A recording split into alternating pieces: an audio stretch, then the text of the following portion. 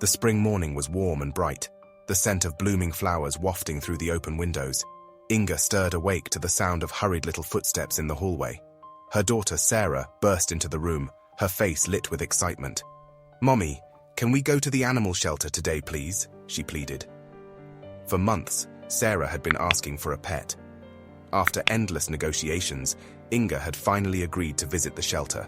Just to look, she'd warned. But she knew her daughter's heart had already decided. At the shelter, rows of cages lined the walls, each filled with eager barks or quiet meows. Sarah's eyes sparkled as she moved from one enclosure to the next. Then she stopped abruptly in front of a cage in the corner. Inside lay a pitbull, his body thin, his coat dull and patchy. His head rested heavily on his paws, his eyes half closed in resignation.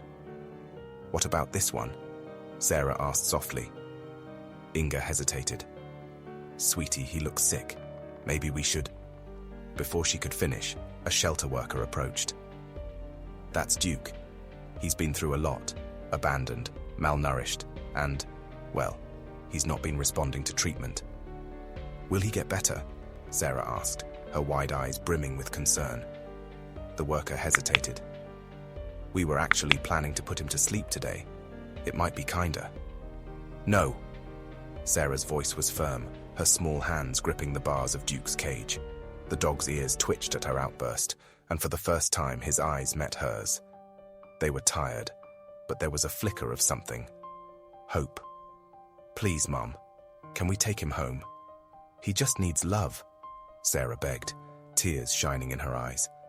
Inga's heart ached.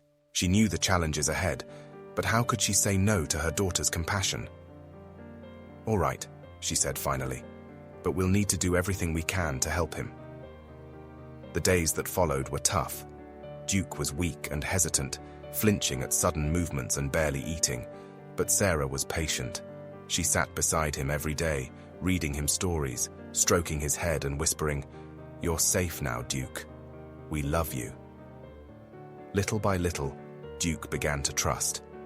His tail, once still, started to wag. His appetite returned and his coat grew shinier. Soon he was bounding through the yard with Sarah, his bark full of joy.